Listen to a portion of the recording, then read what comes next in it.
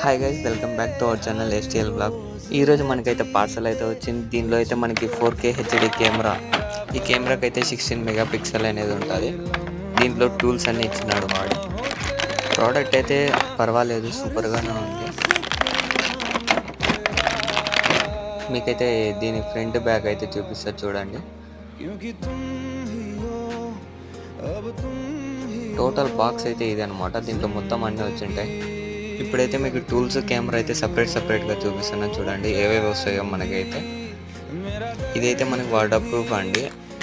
టోటల్గా వాటర్లో పడినా ఏం కాకుండా.